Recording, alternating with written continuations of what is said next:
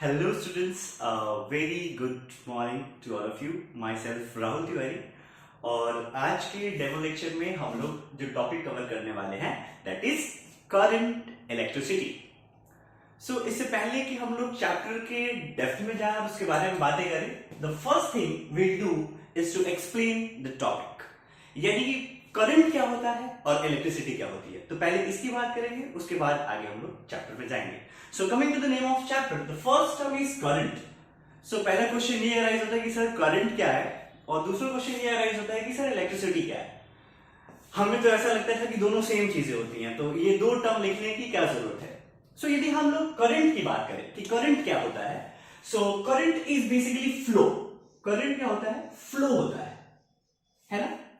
वो किसी भी चीज का हो सकता है, किसी भी चीज का फ्लो हो सकता है। जैसे यदि विंड का फ्लो हो तो उसे विंड करंट बोलेंगे, यदि वाटर का फ्लो हो तो उसे वाटर करंट बोलेंगे, हीट का फ्लो हो तो उसे हीट करंट बोलेंगे। सिमिलरली यहां पे जो फ्लो होने वाला है वो किसका होने वाला है? इलेक्ट्रिसिटी का। यहां पे जो फ्लो होने वाला है वो किसका होने वाला है? इलेक्ट्रिसिटी का। And this word electricity has come from the word charge. कहां से आया है ये वर्ड? चार्ज से आया है ना। So basically as far as this chapter is concerned, इसमें हम लोग फ्लो ऑफ चार्ज पढ़ने वाले हैं। क्या पढ़ने वाले हैं? फ्लो ऑफ चार्ज, क्योंकि करंट का मतलब फ्लो होता है, ठीक है। सो बेसिकली यहां पे हम लोग फ्लो ऑफ चार्ज पढ़ने वाले हैं। अच्छा यार, बहुत अच्छी बात है, फ्लो ऑफ चार्ज पढ़ने वाले हैं, बट कौन सा चार्ज? कौन सा चार्ज है ना। क्यों? क्योंकि चार्ज हम लोग दो टाइप्स के जानते हैं। कौन कौन से भाई? यदि फंडामेंटल लेवल पे बात करें तो अपने पास एक चार्ज होता है ये अपना इलेक्ट्रॉन, और दूसरा जो फंडामेंटल चार्ज होता है वो होता है प्रोटॉन। तो द क्वेश्चन इज कि चार्ज का फ्लो होता है, ये बात तो बहुत अच्छी लगी, लेकिन कौन सा चार्ज? क्वेश्चन तो ये है। सो यदि हम लोग प्रोटॉन की बात करें तो प्रोटॉन का एड्रेस आप लोग जानते हैं कि प्रोटॉन का एड्रेस क्या होता है। प्रोटॉन कहां रहता है? प्रोटॉन रहता है न्यूक्लियस में, और न्यूक्लियस बहुत स्टेबल जगह होती है, वेरी स्टेबल। तो न्यूक्लियस स्टेबल है, उसमें प्रोटॉन रहता है। तो यदि प्रोटॉन चला तो न्यूक्लियस चलेगा, और न्यूक्लियस चलेगा तो एटम चलेगा, और एटम चलेगा तो पूरा का पूरा लैटिस चलेगा, और लैटिस चला तो पता चला पूरा का पूरा वायर चलेगा। जबकि हम लोग वायर को चलते हुए कभी नहीं देखे, वायर तो स्टैटिक रहता है भाई। तो प्रोटॉन तो नहीं चल सकता। सो प्रोटॉन नहीं चलता, कौन चलता है? इलेक्ट्रॉन। तो बेसिकली हम अपने चैप्टर में किसका फ्लो पढ़ने वाले हैं? जो चार्ज फ्लो हो रहा है वो वास्तव में कौन है? इलेक्ट्रॉन है। और हम जानते भी हैं कि वो आउटर मोस्ट शेल का इलेक्ट्रॉन वाली कहानी वो मोबाइल नेचर का होता है। सो इलेक्ट्रॉन इसमें फ्लो करने वाला है, प्रोटॉन नहीं फ्लो करने वाला है। ठीक है भाई। सर यहां तक तो अपने को बात समझ में आई कि फ्लो ऑफ चार्ज, और कौन सा चार्ज? इलेक्ट्रॉन। ठीक है, यहां तक तो बात समझ में आई, बट कहां? वे प्रश्न तो ये है कि कहां पे फ्लो हम लोग पढ़ने वाले हैं। क्यों? क्योंकि जो बेस्ट इसका एग्जाम्पल, सबसे ब्यूटीफुल बोले तो ब्यूटीफुल एग्जाम्पल आप कह सकते हो, डरावना बोले तो डरावना भी बोल सकते हो, दोनों सेम टाइम पे। तो सबसे इसका ब्यूटीफुल और डरावना भी बोले तो डरावना ही सही एग्जाम्पल है जो एटमॉस्फेरिक इलेक्ट्रिसिटी होती है। तो होता तो वो भी चार्ज का फ्लो है फ्रॉम क्लाउड टू ग्राउंड। तो क्या हम वो वाला पढ़ने वाले हैं? नहीं, हम वो वाला नहीं पढ़ने वाले हैं। हालांकि हम उस पे बेसिक, बहुत बेसिक एक आध अपने लेवल पे न्यूमेरिकल फ्रेम करेंगे, but that will be extremely basic, हम लोग उसके डिटेल में बिल्कुल नहीं जाएंगे। तो हम लोग कहां पे पढ़ने वाले हैं? So through the cross section of a conductor. कहां पढ़ने वाले हैं हम लोग? Through the cross section of a conductor. किसी कंडक्टर के क्रॉस सेक्शन से पढ़ने वाले हैं हम लोग। सो इस चीज को हम लोग लिख लेते हैं कि भाई जो फ्लो ऑफ चार्ज होने वाला है वो कहां पे होने वाला है। So through the cross section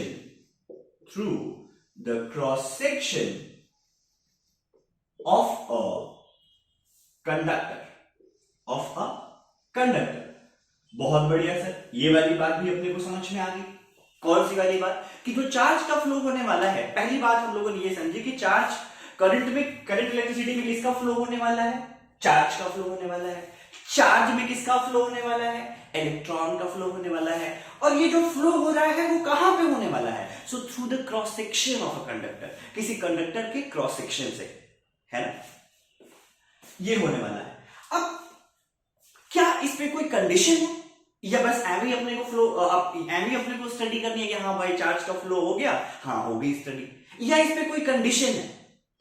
तो यदि हम लोग कंडीशन की बात करें, है ना, हाउ ये जो फ्लो होने वाला है ये किस कंडीशन के थ्रू होने वाला है, किस तरीके से होने वाला है, यदि हम इस फ्लो की बात करें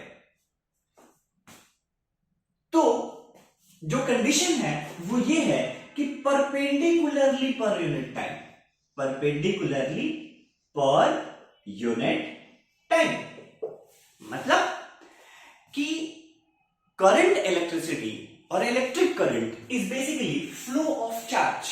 कौन सा चार्ज? इलेक्ट्रॉन। कहां पे? Through the cross section of a conductor. कैसे? कैसे? परपेंडिकुलरली पर यूनिट टाइम। अब यहां पे अपने को रुक के समझना है, यहां पे अपने को रुक के समझना है। पर यूनिट टाइम ये तुम लोग काफी समय से डील करते आ रहे हो, काफी समय से डील करते आ रहे हो। पर यूनिट टाइम, डिस्प्लेसमेंट पर यूनिट टाइम, डिस्टेंस पर यूनिट टाइम, वेलोसिटी पर यूनिट टाइम, है ना। सो ये हम लोग काफी समय से पढ़ते हुए आए हैं, तो ये तो अपने को समझ में आता है। But what is this perpendicularly means? So the definition जो है वो कहती है कि ये जो चार्जेस जिस क्रॉस सेक्शन से पास हो रहे हैं ना, उससे इन लोगों को परपेंडिकुलरली पास करना है। जैसे कि मैं ये बोलूं कि ये यदि एरिया है, ये यदि एरिया है, तो इस पर्टिकुलर या जो भी क्रॉस सेक्शन कंडक्टर का कह लो, तो इससे कैसे भेजना है चार्जेस को?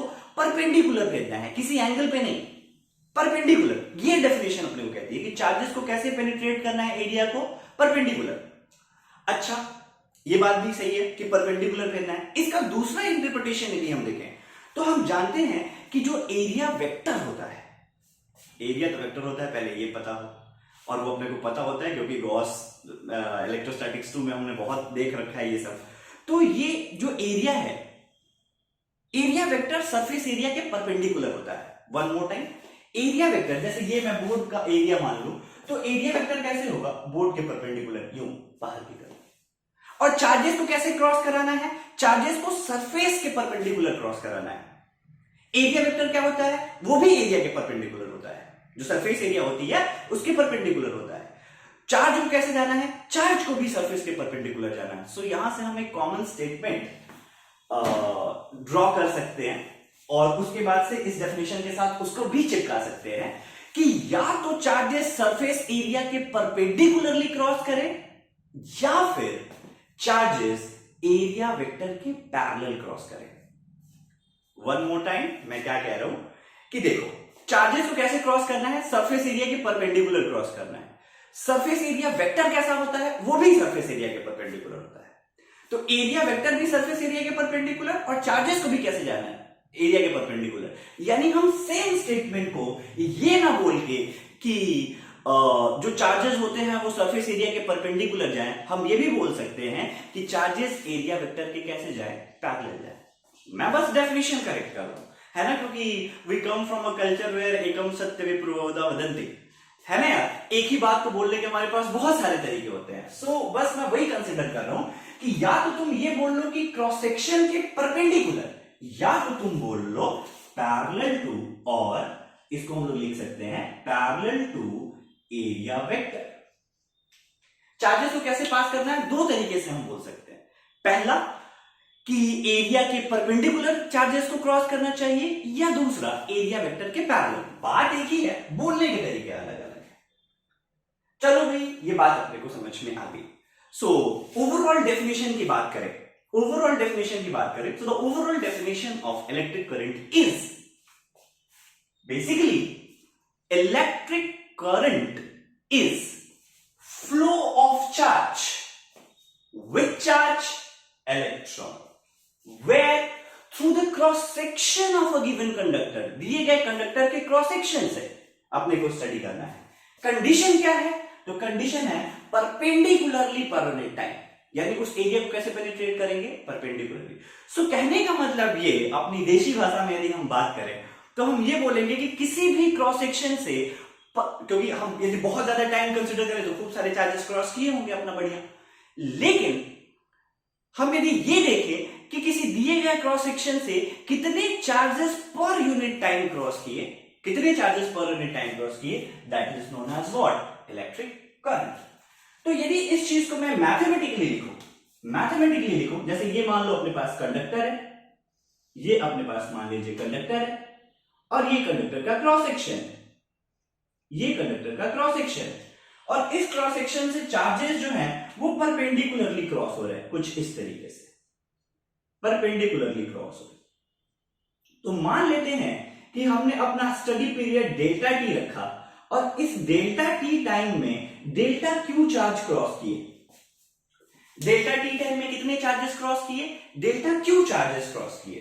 तो ऐसे सिचुएशन में यदि हम यहां पे अपने सिंपल यूनिटरी मेथड से सोचे, जो हमने छठी कक्षा में पढ़ रखा था, कि डेल्टा टी टाइम में यदि क्यू चार्जेस क्रॉस किए तो यूनिट टाइम में कितने चार्जेस क्रॉस करेंगे, that is given by Q by delta T. इसी को हम लोग क्या कहते हैं, इलेक्ट्रिक करंट, और इलेक्ट्रिक करंट को हम लोग आई से रिप्रेजेंट करते हैं, आई से रिप्रेजेंट करते हैं। So this is basically charge phloem पर unit time perpendicularly through a given cross section, but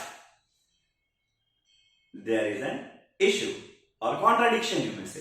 होता क्या है कि ये जो मोबाइल इलेक्ट्रॉन्स हैं, जो फ्री इलेक्ट्रॉन्स हैं, इनको हम लोग जैसे हम लोगों ने केटीजी में, काइनेटिक थ्योरी ऑफ गैस में, चार्ज पार्टिकल्स को इलास्टिक पार्टिकल मान के और ढेर सारे असम्पशंस मान के काम करे थे।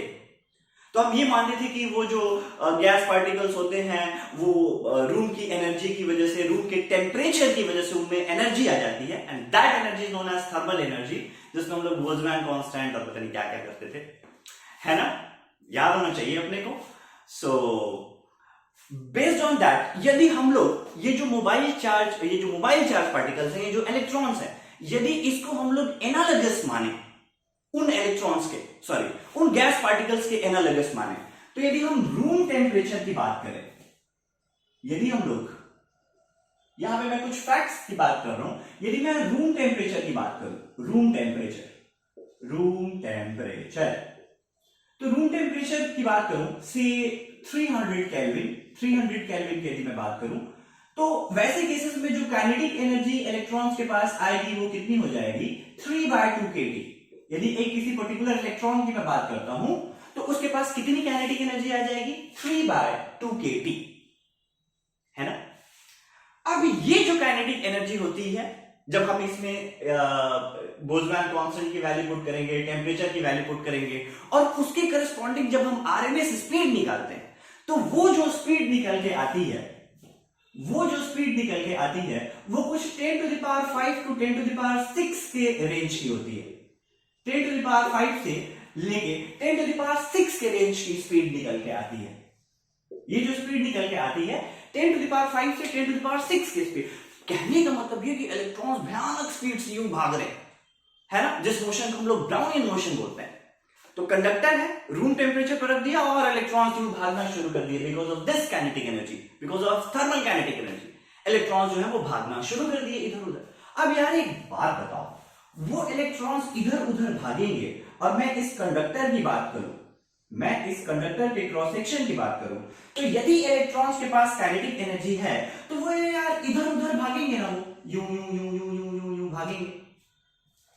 तो यदि अच्छा खूब सारे इलेक्ट्रॉन्स हैं, तो यदि वो सारे इलेक्ट्रॉन्स इधर उधर भाग रहे हैं, तो ऑब्वियस सी बात है ना कि इस एरिया को वो लोग बार बार कट कर रहे हैं, इस एरिया को वो लोग बार बार कट कर रहे हैं। और यदि ये एरिया बार बार कट हो रही है तो एरिया को क्रॉस करने को ही तो करंट बोलते हैं। इसका मतलब ये कि थ्योरेटिकली स्पीकिंग यहां पे करंट क्या निकल के आनी चाहिए, नॉन जीरो, कुछ तो निकल के आनी चाहिए, यदि मैं थ्योरेटिकली बात करूं तो। जैसे कि हम लोगों ने डेफिनेशन बनाया है, डेफिनेशन के बेसिस पे यदि हम बात करें तो इसके पास कुछ नॉन जीरो करंट होना चाहिए, ये बात अपने को समझ में आती है। बट प्रैक्टिकली हम लोगों ने देखा है कि ऐसा कभी नहीं हुआ कि तुम ऐसा वायर ले लो, रूम टेम्परेचर पे बल्ब लगा दो और बल्ब जल गया। और तुम लोग के लिए एक सूचना है कि यदि ऐसा होता है तो उसे मात्र एक भूतिया इफेक्ट बोला जाएगा, कि ऐसे बल्ब लिया और वायर के अलॉन्ग लगा दिया और कुछ एक्सटर्नल नहीं है, आइसोलेटेड सिस्टम है और वायर में मैंने बल्ब लगा दिया और वो जल गया, तो इसे भूतिया बोलेंगे। सो थोड़ा सा यदि ऐसा होता है तो उसको कॉन्सेप्चुअल एरर मत मानना, कॉन्सेप्ट तो ये कहता है। तो प्रैक्टिकली हमने देखा कि प्रैक्टिकली कोई करंट नहीं पास होती है, प्रोवाइडेड यदि हम लोग कोई, this is practically speaking, theoretically current होनी चाहिए थी, बट प्रैक्टिकली हमने ऐसा कभी नहीं ऑब्जर्व किया एक्सेप्ट द्वितीय सिचुएशंस। तो कहने का मतलब ये है कि जो हम लोगों ने पढ़ा है, जो हम लोगों ने डेफिनेशन बनाई है कि चार्ज का क्रॉस करना जरूरी है, वो कहीं ना कहीं थोड़ी सफिशिएंट नहीं है, उसमें अपने को कुछ ऐड करना है। और क्या ऐड करना है सुने। इसमें होता क्या है कि जब चार्ज जो है वो ब्राउनियन मोशन करता है तो ऑन एन एवरेज यदि हम बात करें तो कुछ चार्जेस लेफ्ट से राइट जाते हैं, सिमिलरली कुछ चार्जेस राइट से लेफ्ट जाते हैं। ओवरऑल यदि हम बात करें इस क्रॉस सेक्शन की तो उससे नेट चार्ज का फ्लो 0 होता है। 10 इलेक्ट्रॉन्स इधर गए, 10 इलेक्ट्रॉन उधर से इधर आए, आपस में लड़े भिड़े, लेकिन नेट चार्ज का फ्लो इस एरिया से कितना हुआ? 0 चार्ज नेट फ्लो करता है। कहने का मतलब ये, पहले मैं ये बात लिख लूं जो हम लोगों ने कंक्लूड करा है। कंक्लूजन क्या है कि नेट किसी चार्ज का फ्लो नहीं है, और ये अपने डेफिनेशन में अपने को करेक्ट करने की बारी है कि जब भी हम कभी चार्ज लिखें इस बात का खास ख्याल रखें कि ये कैसा चार्ज है, नेट चार्ज का फ्लो है। नेट वर्ड अपने आप में काफी ज्यादा इंपॉर्टेंस रखता है। जब हम यहां पे क्यों लिखते हैं तो इस बात का ध्यान रखें कि यहां पे नेट लिखे, नेट है छोटा शब्द, इंपॉर्टेंस बहुत। तो तुम सिंपली ये नहीं देख सकते कि क्रॉस सेक्शन से कितने चार्जेस क्रॉस हुए, तुम्हें इस बात पे ध्यान देना होगा कि नेट कितना चार्ज फ्लो हुआ। ठीक, सो अब हमारी डेफिनेशन करेक्ट हो गई है, और जब करेक्ट हो गई है तो एक बार और हम बात कर लेते हैं डेफिनेशन की। So the definition of electric current is basically flow of net charge through the given cross section of a given conductor perpendicular to area per unit time, perpendicular to area per unit time और parallel to area vector per unit time. चलो अब जाके अपनी definition correct हुई। अब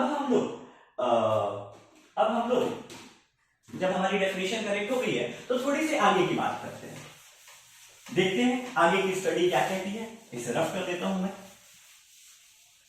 सो भाई ठीक है, करंट की डेफिनेशन हमारी रेडी हो गई है।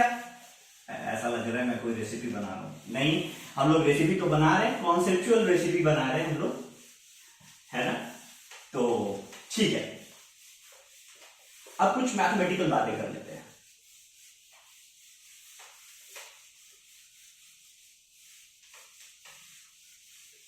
ठीक है, कुछ मैथमेटिकल बातें कर लेते हैं। क्या बात हुई थी हमारी बात ये हुई थी कि जो करंट होता है, दिस करंट इज बेसिकली, मान लो कि किसी डेल्टा टी टाइम में डेल्टा क्यू चार्ज का फ्लो हुआ, तो this flow of charge per unit time, flow of charge per unit time will be what? Electric current. मान लो डेल्टा क्यू टी टाइम में कितने चार्जेस का फ्लो हुआ? डेल्टा क्यू चार्जेस का फ्लो हुआ, so this will be our current. बहुत अच्छा सर। फिर अब जब करंट है, फिजिकल क्वांटिटी है, तो अब ऑब्वियसली इसकी मैथ्स अपने को डील करनी है। तो सबसे पहली बात आती है यूनिट की। तो चार्ज का होता है कूलम और टाइम का होता है second. So as far as unit of current is concerned, current की यूनिट क्या हो जाएगी? करंट की यूनिट हो जाएगी कूलम पर सेकंड। करंट की यूनिट हो जाएगी क्या? Coulomb per second. यहां के बजाय इसको हम लोग यहां पे लिखते हैं। करंट की यूनिट क्या हो जाएगी? Coulomb per second. इसी को हम लोग कहते हैं एम्पियर। इसी को कहते हैं हम लोग एम्पियर। इसमें जो ध्यान देने वाली बात यह है कि जो एम्पियर होता है ये फंडामेंटल होता है। एम्पियर जो है वो क्या होता है? फंडामेंटल होता है। Charge fundamental, coulomb fundamental unit नहीं होती है। सो बेटर ये होगा कि हम लोग कूलम को एम्पियर सेकेंड लिखते हैं, है ना। एम्पियर को कूलम पर सेकेंड नहीं, मतलब एम्पियर तो फंडामेंटल है, कूलम को जब कभी अपने को लिखना होगा तो हम लोग एम्पियर सेकेंड लिखते हैं डायमेंशनली। ठीक है, नेक्स्ट बात करते हैं। ये चार्ज की बात करें तो चार्ज कैसी क्वांटिटी होती है भाई? चार्ज स्केलर क्वांटिटी होती है। टाइम कैसी क्वांटिटी होती है? टाइम भी स्केलर क्वांटिटी होती है। तो करंट भी कैसी हो जाएगी? Scalar bye scalar. ये भी क्या हो जाएगी? स्केलर क्वांटिटी हो जाएगी, स्केलर, है ना। बट अगेन ये थोड़ी स्पेशल क्वांटिटी है, ये थोड़ी स्पेशल स्केलर क्वांटिटी है। यदि हम आप लोगों के लैंग्वेज में बात करें तो जो तुम लोगों ने पढ़ रखा है उसके बेसिस पे बात करें तो ये स्केलर है और स्पेशल है, हालांकि वास्तव में कोई स्पेशल नहीं है। क्यों मैं ये बात बोल रहा हूं वो जरा समझे। जब हम लोग क्लास 11th में थे तो फिजिकल क्वांटिटीज को दो पार्ट्स में क्लासिफाई किया गया था, एक स्केलर और दूसरा वेक्टर। अब जो डिवीजन का बैकग्राउंड है वो कुछ भी हो सकता है। जैसे जब हम लोग कॉलेज में थे तो हमारे सर लोग बोलते थे कि कॉलेज में दो ही ब्रांचेस हैं, एक इलेक्ट्रिकल और दूसरी नॉन इलेक्ट्रिकल। ठीक उसी तरीके से हम लोग कलर्स को सिर्फ दो कलर्स में बाइफर्केट कर सकते हैं, एक रेड और दूसरा नॉन रेड कलर। कहने का मतलब कि डेफिनेशन जो भी हम बाइफर्केशन कर रहे हैं, जो भी डिफरेंशिएशन ड्रॉ कर रहे हैं, उसका बैकग्राउंड कॉमन होना चाहिए।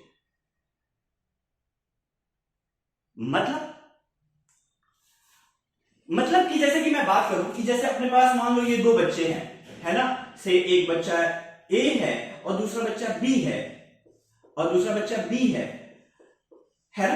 ए के आय मान लो 95% और बी के आय मान लो 75%। मैं आपसे पूछूं कि कौन अच्छा बच्चा है, ए अच्छा बच्चा है या बी अच्छा बच्चा है? ए के आय 95%, बी के आय 75%। तो द मोस्ट ऑब्वियस आंसर जो मेरे को आज तक मिला है वो ये कि ए अच्छा है। बट ये बात गलत है। क्यों गलत है? क्योंकि मैंने डिफरेंशिएशन का क्राइटेरिया नहीं डिसाइड किया। हो सकता है कि बी स्पोर्ट्स में अच्छा हो ए से, हो सकता है कि बी अपने कंट्री के प्रति ज्यादा रिस्पॉन्सिबल हो, अपने एल्डर्स के प्रति ज्यादा रिस्पॉन्सिबल हो, अपने कल्चर के प्रति ज्यादा रिस्पॉन्सिबल हो सकता है कि वो अपनी सोशल ड्यूटीज बहुत अच्छे से निभाता हो और ए रूड हो, ए किसी की रेस्पेक्ट नहीं करता हो, ए के फ्रेंड्स ना हो। तो हम कैसे ए को अच्छा बोल सकते हैं सिर्फ मार्क्स के बेसिस पे? हाँ, बट एकेडमिकली कौन अच्छा है? ए अच्छा है बी से। तो जब तक हम ये बात बोल नहीं देते कि एकेडमिकली, तब तक इसको क्लासिफाई करना कि कौन अच्छा है कौन बुरा गलत बात है। ठीक उसी तरीके से फिजिकल क्वांटिटीज को जो दो पार्ट्स में क्लासिफाई किया गया था, that is on the basis of mathematical calculation involve. किस तरीके के मैथ्स इन्वॉल्व है? स्केलर है तो as far as our syllabus is concerned, उसके अकॉर्डिंग यदि हम बात करें तो स्केलर क्वांटिटीज के पास डायरेक्शन हो भी सकता है और नहीं भी हो सकता। बट वेक्टर होगी तो डायरेक्शन होगा फॉर श्योर। वेक्टर होगी तो डायरेक्शन होगा, this is mandatory. But scalar है तो डायरेक्शन हो भी सकता है और नहीं भी हो सकता है। क्यों? क्योंकि डायरेक्शन क्राइटेरिया नहीं है। डायरेक्शन क्राइटेरिया नहीं है। मैथ्स जो इन्वॉल्व होती है अलग अलग फिजिकल क्वांटिटीज में, अलग अलग तरीके की मैथ्स इन्वॉल्व होती है। तो कुछ क्वांटिटीज होती हैं जिसमें अलजेब्रिक एडिशन चलती है, कुछ क्वांटिटीज होती हैं जिसमें स्पेशल टाइप की एडिशन चलती है। जो स्पेशल टाइप है उसको हम लोग vector law of addition, triangle law of addition और पैरेललोग्राम एडिशन इस तरीके से बोलते हैं। और जो अलजेब्रिक होता है उसमें 2 + 3 5 होते हैं, 2 + 2 4 होते हैं, 2 - 2 0 होता है। लेकिन वेक्टर में 2 + 2 जो 4 हो जरूरी नहीं है। वेक्टर में 2 + 2 0 भी हो सकता है और 2 + 2 4 भी हो सकता है और 2 से 4 के बीच में कुछ भी हो सकता है। तो मैं ये कह रहा था कि इसके जो मैथमेटिक्स है वो स्केलर वाली कैटेगरी में लाया करती है। पहली बात है ना, कहने का मतलब ये कि इसमें 3 + 2 5 ही होगा और कुछ नहीं होगा, और 3 - 2 1 ही होगा और कुछ नहीं होगा। बट इसके पास ये ऐसी स्केलर क्वांटिटी है जिसके पास डायरेक्शन होता है। It has direction. और जब बात डायरेक्शन की आती है तो ऑब्वियस ही बात है कि अगला क्वेश्चन आएगा कि तो बताओ कौन सा डायरेक्शन होता है। सो इसका जो डायरेक्शन होता है कन्वेंशनली ऐसा माना गया, ऑल्दो मैंने लेक्चर के स्टार्टिंग में बोला था कि कोई पॉजिटिव चार्ज का फ्लो नहीं होता, बट कन्वेंशनली ऐसा माना गया कि ये जो चार्ज का फ्लो होता है इन the direction of positive charge, in the direction of positive charge. किसके डायरेक्शन में होता है? पॉजिटिव चार्ज के डायरेक्शन में होता है। तुम लोगों के फ्लो तो इलेक्ट्रॉन होता था, अभी बात बदल दी है। एक्चुअली ये थोड़ा सा एनालॉगस है, जैसे अपने पास ये बॉटल है ना, तो इसमें पानी ही है और एक बबल जो बन रहा है जो दिख रहा होगा अभी, तो जैसे जैसे पानी नीचे जा रहा है वैसे वैसे बबल नहीं, ये जो वॉइड है ऊपर आ रहा है। अभी सारा पानी नीचे चला गया और ये वॉइड अपने को यहां पे दिख रहा है। फिर जैसे जैसे पानी ऊपर जाएगा, जैसे जैसे पानी नीचे जाएगा वैसे वैसे ये वॉइड चल के ऊपर आएगा। गया गया गया, ऊपर आ गया। तो चल कौन रहा है, वॉइड चल रहा है या पानी चल रहा है? तो वास्तव में बात करें हम तो चल तो पानी रहा है, दिख अपने को वॉइड रहा है। जब पानी आगे जा रहा है तो वॉइड पीछे जाता हुआ दिख रहा है उल्टे डायरेक्शन में, और जब वॉइड ऊपर आ रहा है तो, और जब पानी नीचे जा रहा है तो वॉइड ऊपर आता हुआ दिख रहा है। कहने का मतलब कि जो वॉइड बबल जो भी कहना चाहो वो पानी के फ्लो के अपोजिट डायरेक्शन में चल रहा है, बट वास्तव में कौन फ्लो कर रहा है? वास्तव में तो पानी फ्लो कर रहा है। ठीक उसी तरीके से यहां पे जो कन्वेंशन ड्रॉ किया गया है उस कन्वेंशन में ये बोला गया है कि करंट का जो फ्लो का डायरेक्शन होगा वो पॉजिटिव चार्ज का फ्लो का डायरेक्शन होगा। ऑल्दो फ्लो कौन करता है? इलेक्ट्रॉन्स फ्लो करते हैं। तो इसी बात को हम दो तरीके से बोल सकते हैं कि in the direction of positive charge और opposite to direction of negative charge, opposite to direction of negative charge. तो ये हो गई डायरेक्शन। तो अपने करंट के बारे में क्या क्या देखा हमने? करंट के बारे में उसकी यूनिट देखी, फिर ये जाना कि जो एम्पियर होता है वो फंडामेंटल होता है, कूलम जो है वो डिराइव्ड है, और फिर ये स्केलर क्वांटिटी है ये पता चला अपने को, इसके पास स्केलर होते हुए भी डायरेक्शन है ये पता चला। फिर इन the direction of positive charge के फ्लो के डायरेक्शन में मानते हैं हम करंट का फ्लो, या तो नेगेटिव चार्ज के फ्लो के अपोजिट मानते हैं हम करंट का फ्लो। तो ये हमने पढ़ा, ठीक है। अब एक और इंपॉर्टेंट बात जो अपने को यहां पे करनी है वो ये कि जो मैंने करंट लिखा है delta Q by delta T, तो इसमें हमने ये जो डेल्टा टी टाइम होता है ये काफी डिसेंट टाइम है, 2 सेकेंड 10 सेकेंड 1 घंटे आधे घंटे 10 मिनट 5 मिनट वॉटेवर, तो डिसेंट टाइम है। अब फिर उस डिसेंट टाइम में हमने देखा कि कितना चार्ज का फ्लो हुआ।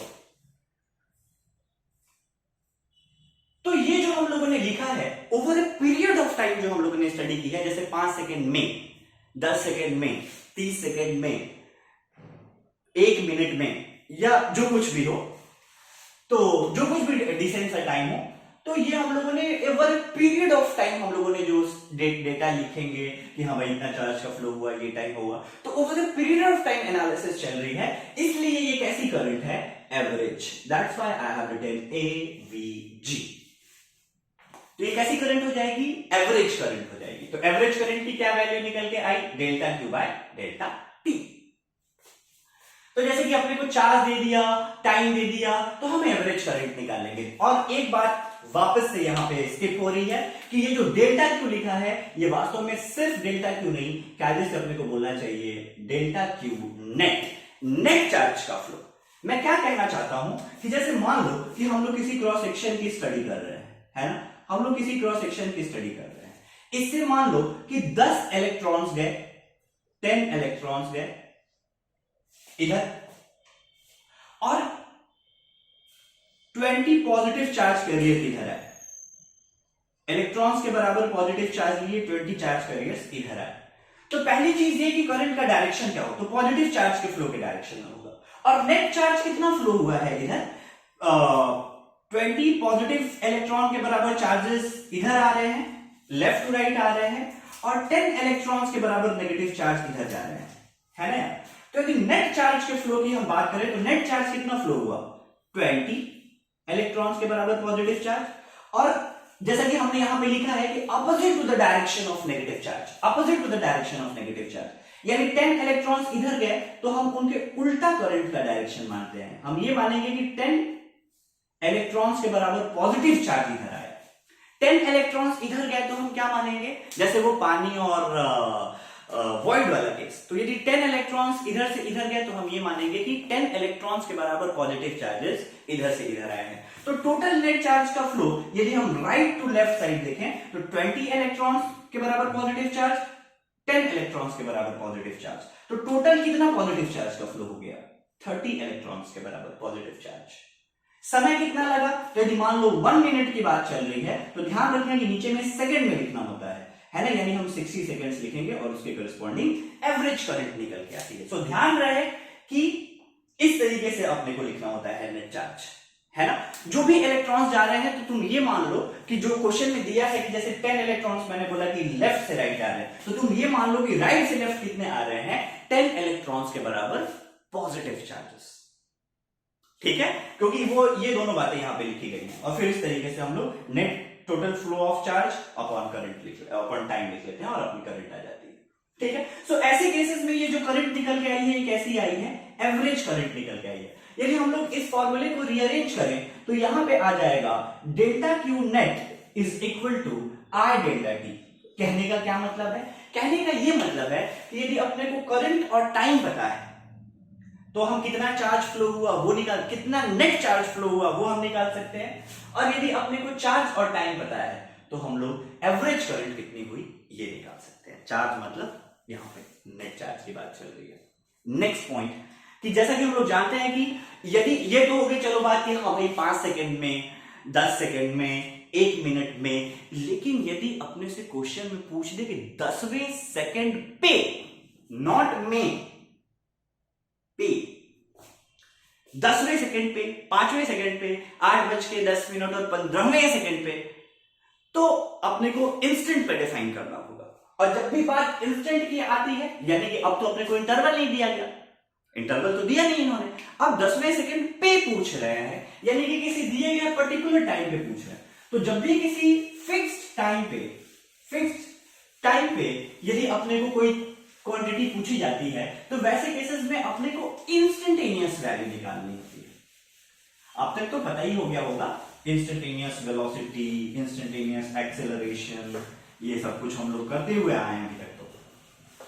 ठीक है, सो इंस्टेंटेनियस, तो यदि अपने को इंस्टेंटेनियस लिखना हो, यदि अपने को इंस्टेंटेनियस लिखना हो, आई इंस्टेंटेनियस, तो ऐसे केसेस में अच्छा डेफिनेशन तो नहीं बदलेगी यार, ऐसा मत सोच लेना अच्छा ये इंस्टेंटेनियस है डेफिनेशन बदल दो, नहीं, डेफिनेशन तो वही रहेगी। So I instantaneous is basically delta Q net by delta T. लेकिन अब इंस्टेंट पे डिफाइन करना है तो एक शर्त है, लिमिट है अपने पास डेल्टा टी की, कि डेल्टा टी ऑलमोस्ट कितना होना चाहिए, जीरो, ऑलमोस्ट जीरो। क्यों, क्योंकि इंटरवल नहीं है ना यार, 5वें सेकंड पे बताना है, में नहीं पे।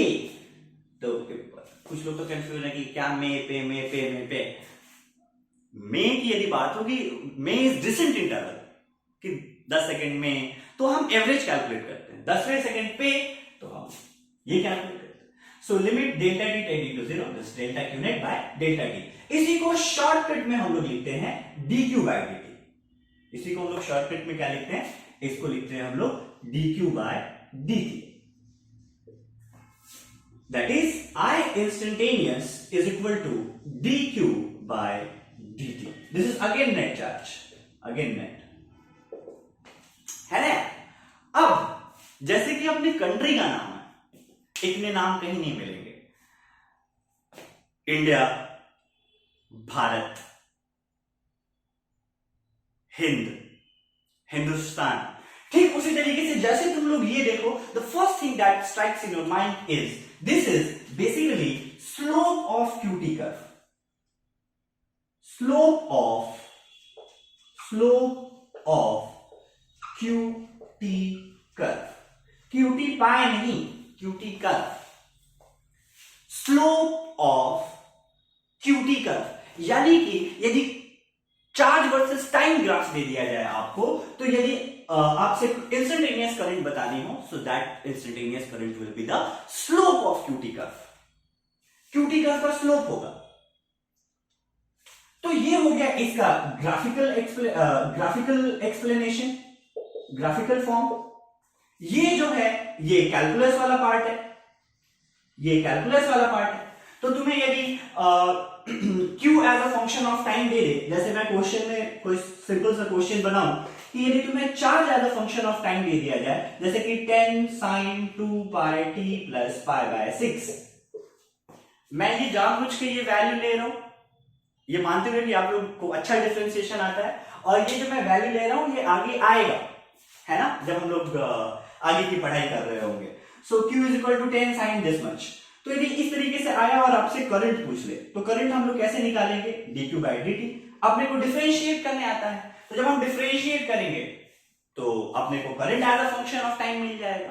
और एक बार current as a function of time मिल गया तो तुम्हें जिस भी समय पे पूछा जाए, 5वें सेकंड, 10वें सेकंड पे, 15वें सेकंड पे, तुम वो t की जगह पे वो वैल्यू पुट कर सकते हो, तो वहां से करंट आ जाएगी। सिमिलरली यदि मैं थोड़ा सा इसमें रीअरेंजमेंट करूं, थोड़ा सा यदि मैं रीअरेंजमेंट करूं, तो on rearrangement will get dq net, इसको मैं रीअरेंज कर रहा हूं, so dq net is equal to I instantaneous dot dt, I instantaneous dot dt।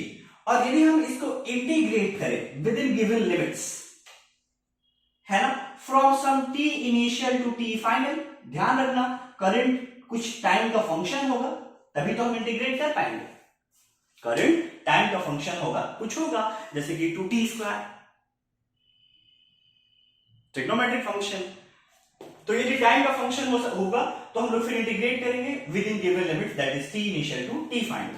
तो अपने को क्या मिलेगा, डेल्टा Q नेट चार्ज।